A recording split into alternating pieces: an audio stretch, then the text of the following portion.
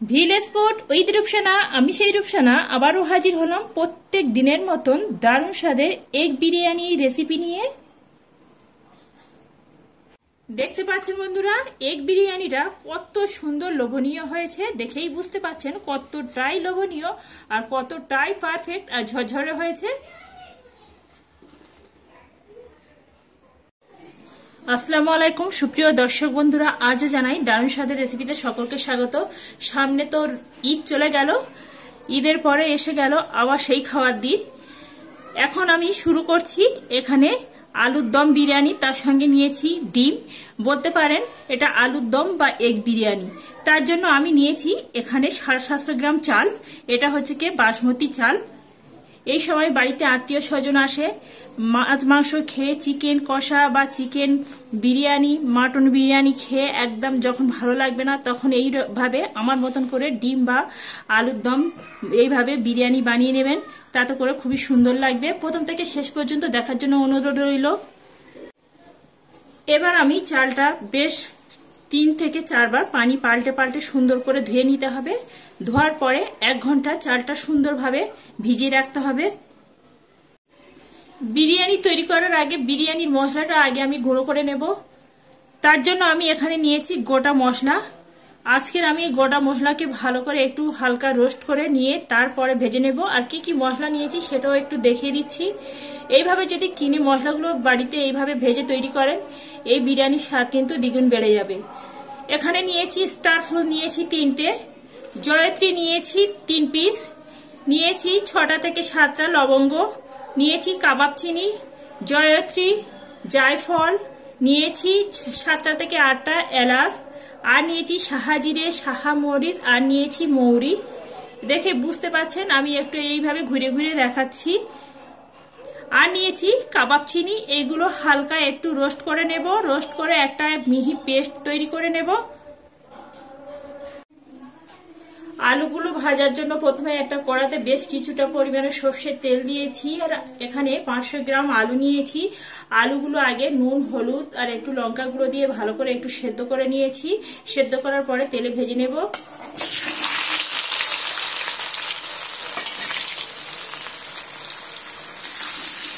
আলুগুলো আমি এখানে উল্টে পাল্টে সুন্দর করে লাল লাল করে একদম ভেজে নেব।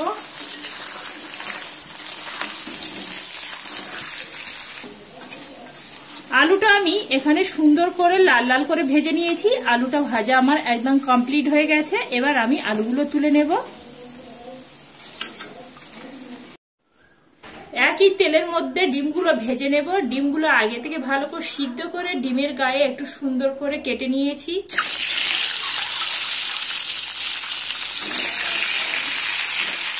এখানে আমি 10টা ডিম নিয়েছি। এবার আমি ডিমের মধ্যে দিয়ে দেব অল্প একটু নুন দিলাম, 1 চুটকি হলুদের গুঁড়ো, নুন হলুদ দিয়ে ডিমটা সুন্দর করে একটু লাল লাল করে ভেজে নেব।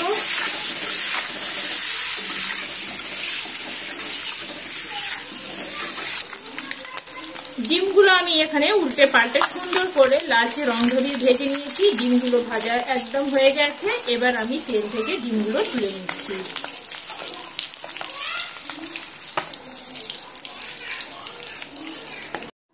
একই কড়ার মধ্যে আবারও বেশ কিছুটা পরিমাণে তেল যোগ করে দিচ্ছি। তেল গরম হয়ে গেছে। তেলের মধ্যে দিয়ে দেব 300 গ্রাম পেঁয়াজকে কুচিয়ে রেখেছিলাম। পেঁয়াজ কুচিগুলো তেলের মধ্যে দিয়ে পেঁয়াজগুলো লালচে রং ধরিয়ে ভেজে নেব। পেঁয়াজগুলো লালচে রং ধরে ভেজে নিয়েছি। পেঁয়াজের মধ্যে দিয়ে দিচ্ছি এখানে 3 চামচ আদা রসুন বাটা, আর সঙ্গে নিয়েছি 3টে কাঁচা লঙ্কাকে বেটে নিয়েছি। কাঁচা লঙ্কা আদা রসুন বাটা একসঙ্গে দিয়ে দিলাম। দিয়ে পেঁয়াজের সঙ্গে নেড়ে চেড়ে একটু ভেজে নিচ্ছি।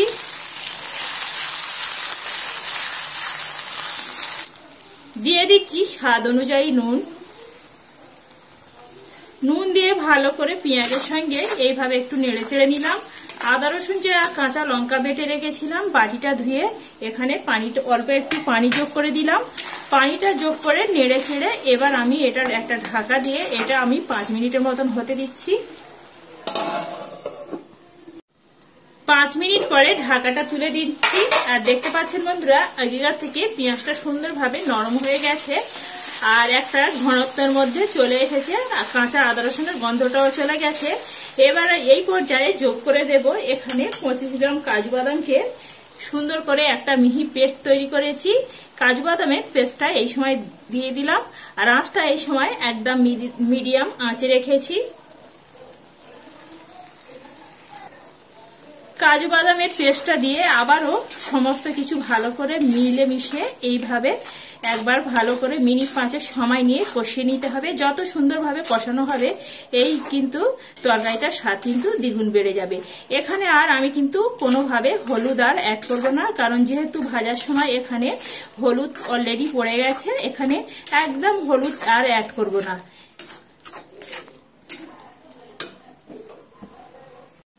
মিনিট 5 সময় নিয়ে কষিয়ে নিয়েছি, কষানো হয়ে গেছে। এই পর্যায়ে যোগ করে দেব 2টো তেজপাতা। তেজপাতাকে দিয়ে এইভাবে একটু নেড়ে ছেড়ে নিলাম। এবার আমি দিয়ে দেব এখানে বিরিয়ানির মশলা 1.5 চা চামচ মতন। বিরিয়ানির মশলা দিয়ে আবারও এইভাবে মিনিট 2 মতন কষিয়ে নিতে হবে। বন্ধুরা, একবার হলেও আমার মতন করে এই বিরিয়ানিটা একবার তৈরি করে দেখতে পারেন, খেতে অত্যন্ত সুস্বাদু হবে। আর একদম ঘরোয়া পদ্ধতিতে ঘরোয়া উপকরণ দিয়ে আজকের আমি বানিয়ে দেখাচ্ছি।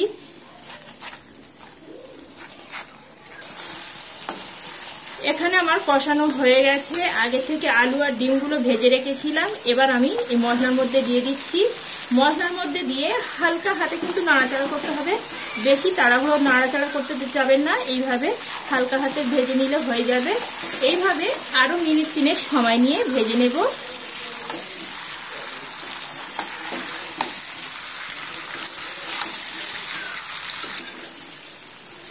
ডিম আলুটা মশলার সঙ্গে সুন্দরভাবে কষিয়ে নিয়েছি, আর এইখান থেকে কিন্তু সুন্দর একটা ফ্লেভারও উঠছে।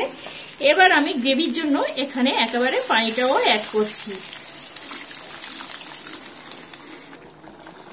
পানি দিয়ে একটু নেড়ে ছেড়ে নিলাম। এবার আমি একটা ঢাকা নিয়ে ঢেকে এবার 10 মিনিটের মতন কুক করতে দিচ্ছি।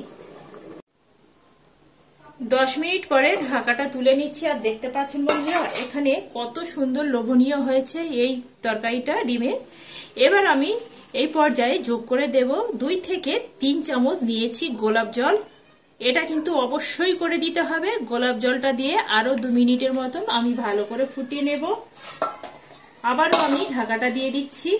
এখানে আমার বিরিয়ানির জন্য বিরিয়ানির তরকারিটা কিন্তু একদম রেডি হয়ে গেছে, আর দেখেই বুঝতে পারছেন বন্ধুরা কতটাই তেল ছেড়ে দিয়েছে আর কতটাই লোভনীয় হয়েছে।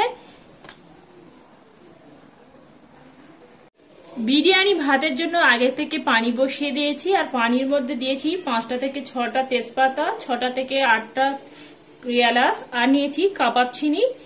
ভালো করে সুন্দর করে ফুটিয়ে নিয়েছি। ফোটানো আমার এখানে রেডি হয়ে গেছে। আগে থেকে যে ধুয়ে রাখা চালগুলো এবার আমি পানির মধ্যে দিয়ে দিচ্ছি।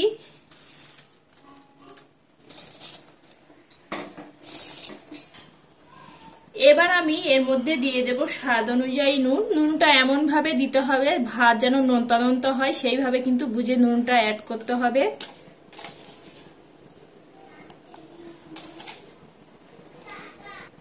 দিয়ে দিচ্ছি 2 চামচের মতো সাদা তেল। সাদা তেলটা দিলে ভাত একে অপরের গায়ে জড়ায় না। এবার আমি বিরিয়ানির ভাতটা 90% কুক করে নেব। বিরিয়ানির ভাতটা এখানে আমার 90% কুক হয়ে গেছে। একটা ভাত আমি দেখাচ্ছি, আর বাকি 10%টা এটা ভাবে হবে। বিরিয়ানি তৈরি করার জন্য এখানে একটা পেস্ট আমি রেডি করে নেব। তার জন্য নিচ্ছি এখানে 1 বাটি গোলাপ জল, 2 চা চামচ উঁচু করে দুধ নেব,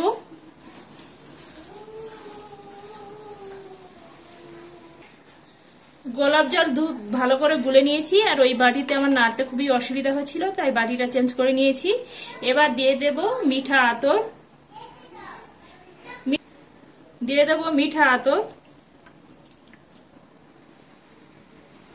মিঠা আতরটা দুধের সঙ্গে গুলে নিলাম।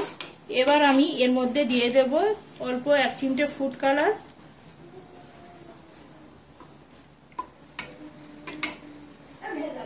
এখানে দিয়ে দিচ্ছি 1 চিমটে জাফরান, পেস্টটা আমার রেডি হয়ে গেছে। এবার আমি এটা এক সাইড করে নিচ্ছি। বিরিয়ানিটা রেডি করার জন্য আগে থেকে একটা হাঁড়ি নিয়েছি, হাঁড়ির মধ্যে দিয়ে দেবো 50 গ্রাম ঘি। ঘিটা এইভাবে হাঁড়ির গায়ে এইভাবে একটু লাগিয়ে নিচ্ছি চারিদিকে। যে ডিমের তরকারিটা রেডি করে রেখেছিলাম তার থেকে এইভাবে তেলটা একটু তুলে নিলাম, নিয়ে এইভাবে হাঁড়ি আমি দিয়ে দিচ্ছি। আজকে আমি যে প্রসেসে করছি এইভাবে একবার হলেও করবেন, এই বিরিয়ানিটা কিন্তু পারফেক্ট হবে আর খেতে অত্যন্ত সুস্বাদু হবে।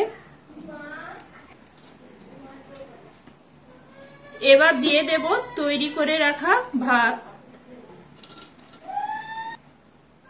ভাতগুলো দিয়ে দিলাম, এখানে হাফ ভাত দিয়ে দিলাম। এইভাবে এবার ঝাঁঝরি হাতা দিয়ে চারিদিকে ছড়িয়ে দিতে হবে। দিয়ে দিচ্ছি বিরিয়ানির গুঁড়ো মশলা, যে মশলাগুলো ভেজে আমি রেডি করে রেখেছিলাম। এবার দিয়ে দেব যে গোলাপ জলের পেস্টটা আমি রেডি করে রেখেছিলাম, গোলাপ জলটা এইভাবে উপর থেকে ছড়িয়ে দেব। গোলাপ জলের পেস্টটা এইভাবে চারিদিকে কিন্তু ছড়িয়ে ছড়িয়ে দিতে হবে। এবার দিয়ে দেব আগে থেকে যে ডিমের তরকারিটা রেডি করে রেখেছিলাম। এবার আমি ডিমের তরকারিগুলো এই ভাতের উপরে দিয়ে দেব।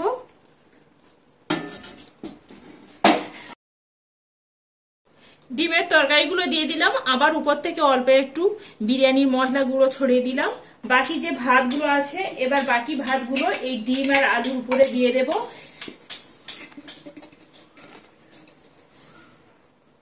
বাকি ভাতগুলো দিয়ে এইভাবে ঝাঁঝরি হাতা দিয়ে চারিদিকে কিন্তু ছড়িয়ে দিতে হবে সুন্দর করে। বাকি ভাতগুলো দিয়ে দিলাম। এবার আমি যে একটু গ্রেভিটা তুলে রেখেছিলাম, ডিমের যে গ্রেভিটা, এবার আমি উপর থেকে এইভাবে দিয়ে দিলাম। গ্রেভিটা উপর থেকে দিয়ে দিচ্ছি উপরে বিরিয়ানির মশলা।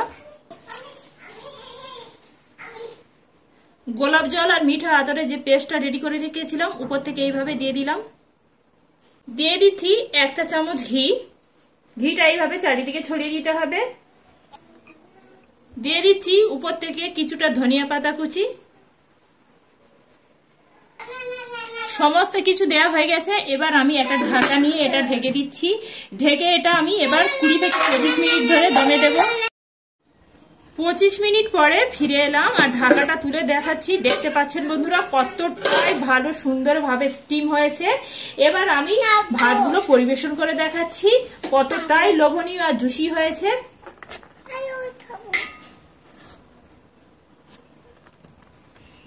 আজকেকার এই এগ বিরিয়ানি রেসিপিটি যদি ভালো লেগে থাকে বন্ধুরা একটা লাইক করবেন, লাইক করে আমার সাথে থাকবেন। এইভাবে নিত্য নতুন সহজ সহজ রেসিপি পেতে গেলে অবশ্যই করে চ্যানেলটি সাবস্ক্রাইব করে রাখবেন।